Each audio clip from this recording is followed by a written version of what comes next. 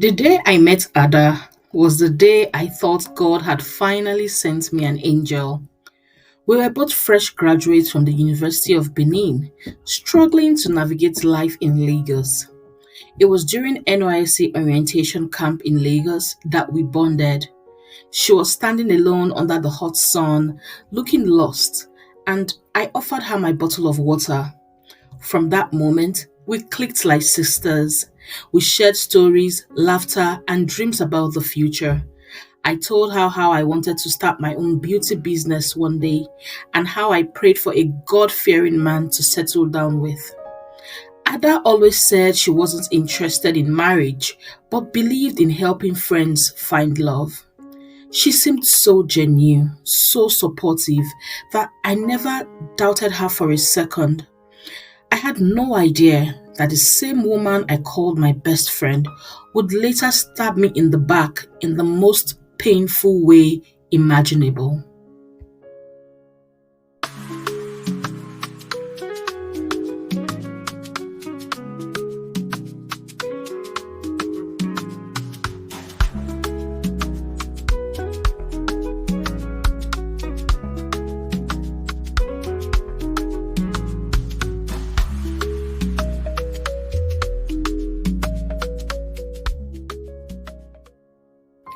Life after NYC was tough, but we stuck together. We both got jobs in Lekki. I worked as a customer care officer in a bank, and Ada worked in a marketing firm. We shared a mini flat apartment in Yaba, managing our salaries and encouraging each other through the hustle. Lagos wasn't easy, but having Ada made it bearable. We cooked together, prayed together, and cried together when one of us was down. I even remember the day my boyfriend of 2 years broke up with me right in our apartment. Ada stayed up all night consoling me, saying I deserved better.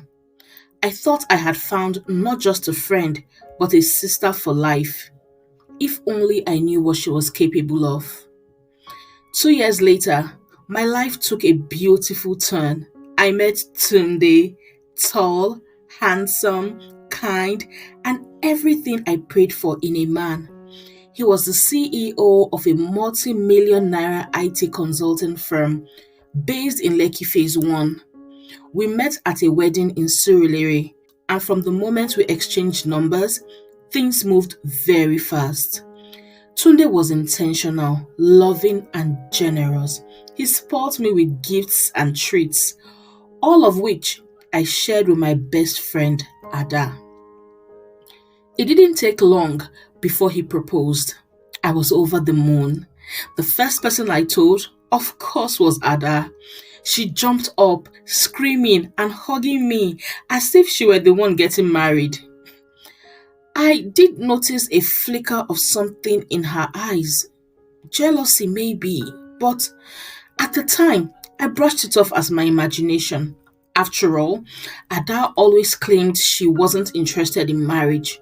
I believed her, and that would later be my biggest mistake. As the wedding preparations kicked off, Ada was my backbone. She followed me to the market, to bridal fittings, and even helped me organize my bridal shower. She was everywhere, always ready to assist, always smiling. Everyone called us friendship goals. Tunde even joked that Ada was his second wife because she was so involved in everything. I laughed then, completely blind to the snake hiding in plain sight. Looking back now, all the signs were there, but love and trust made me foolish. The wedding day arrived, and it was everything I ever dreamed of. A beautiful garden ceremony in Lekki, attended by friends, family, and well-wishers. Ada was my maid of honor, standing beside me with a dazzling smile. She gave a heartfelt speech at the reception, calling me sister and wishing us happiness. Her words were so touching that some guests even cried. But what no one knew, not even me, was that Ada had already started plotting to take Tunde away from me. That speech wasn't a blessing. It was a well-rehearsed performance by someone already betraying me behind my back. The first few months of marriage were blissful. Tunde and I moved into a lovely apartment in Ikoyi. Ada visited often, helping me settle in, bringing gifts, and playing the perfect friend. Sometimes I noticed how Tunde's face lit up when she walked in, but I thought nothing of it. I trusted them both. In fact, I encouraged their friendship, thinking Ada would never cross any boundaries. I even confided in her about the little issues in my marriage. How Tunde sometimes worked late, how he wasn't as affectionate as before. Instead of advising me to communicate with my husband, Ada would subtly suggest maybe he wasn't satisfied being married to me. I thought she was being blunt, not realizing that she was planting the seed of doubt. The betrayal came crashing down on me one random Saturday.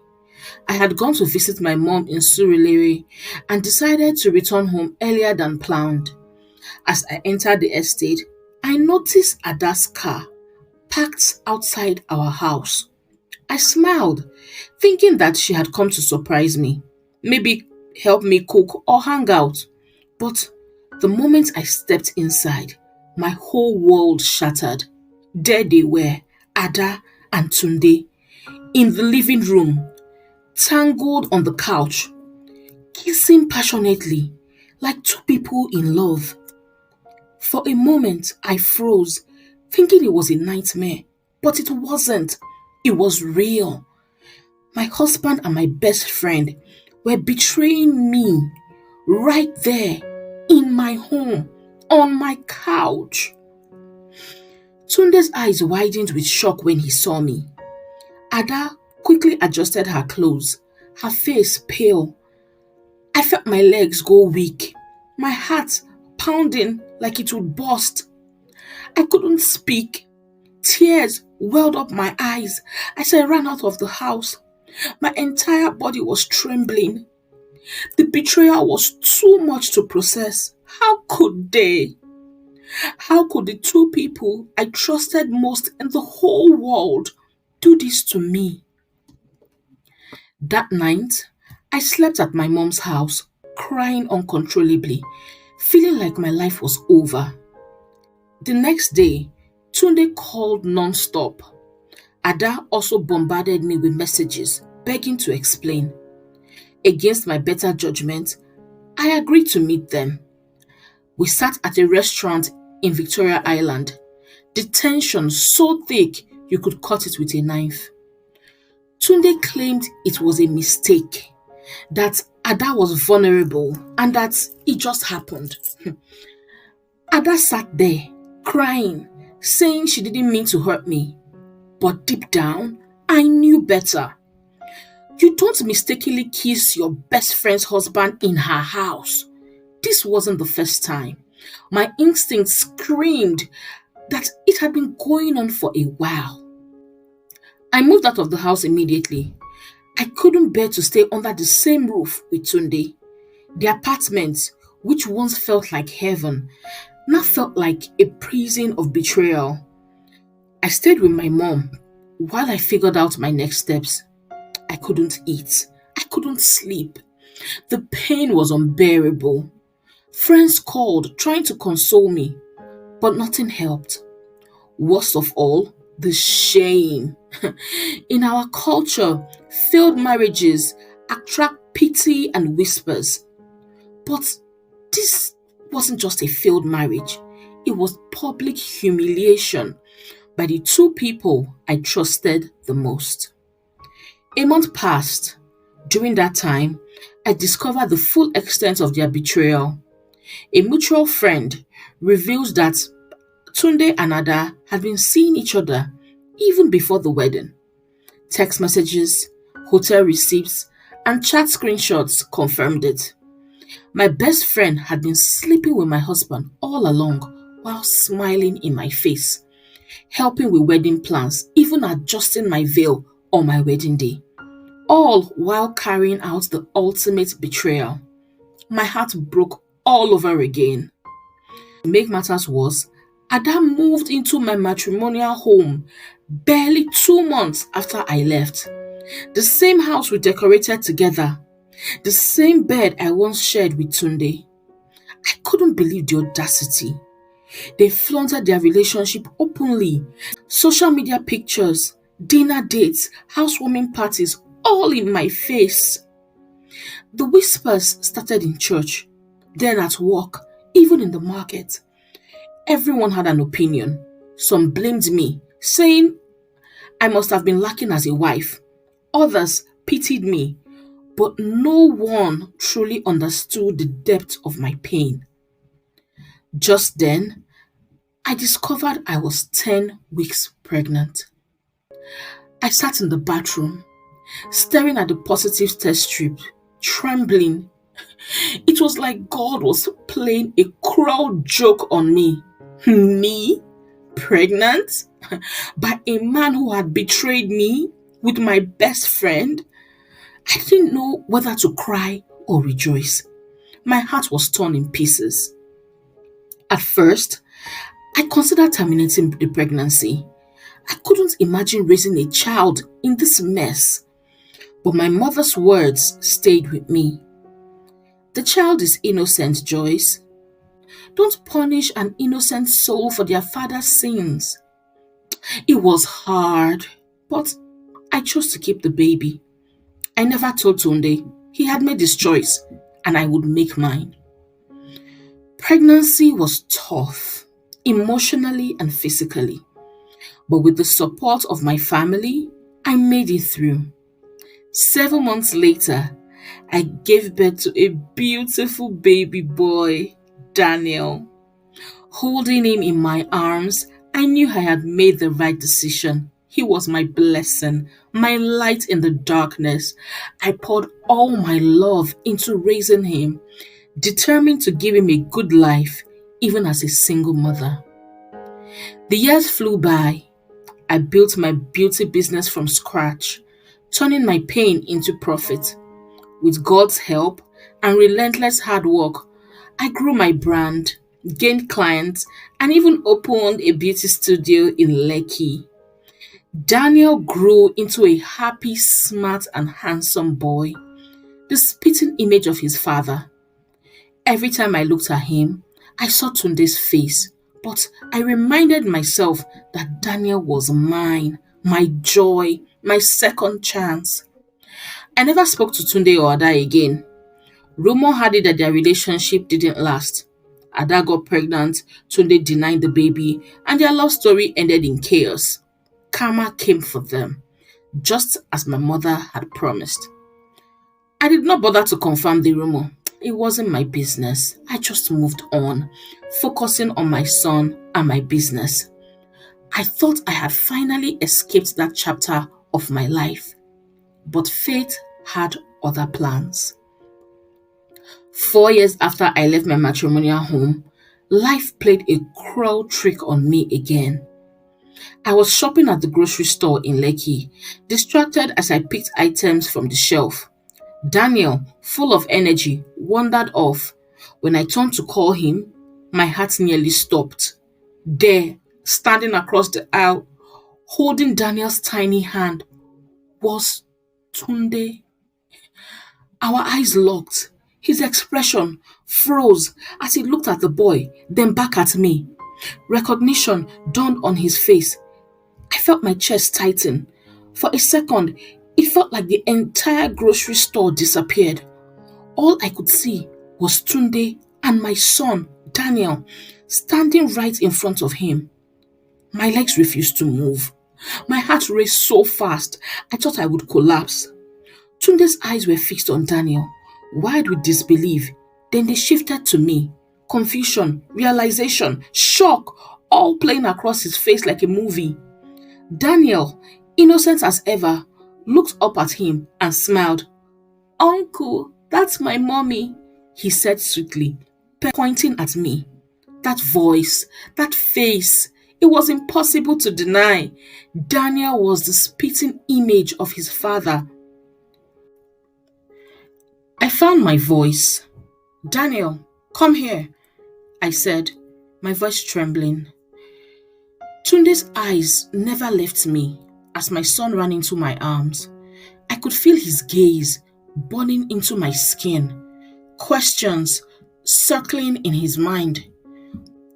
My heart screamed for me to run, but my legs stood rooted. For 4 years, I had avoided this moment.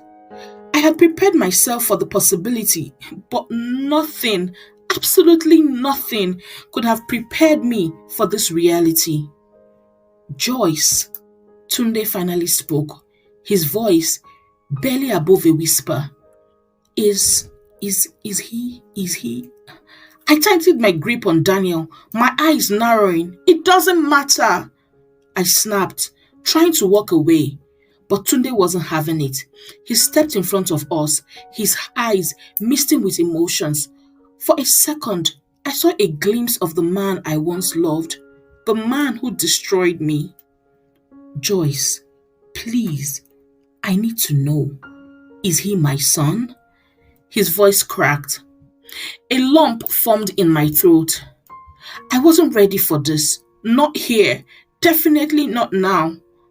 But fate clearly had other plans.